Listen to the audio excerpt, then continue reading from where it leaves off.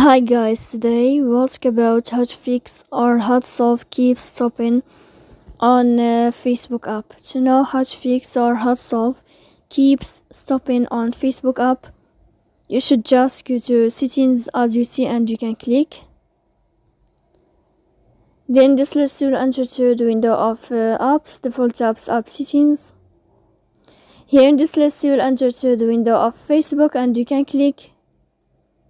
Then this page of app info, you can click on force stop and you can click OK. Then you will enter to the window of storage.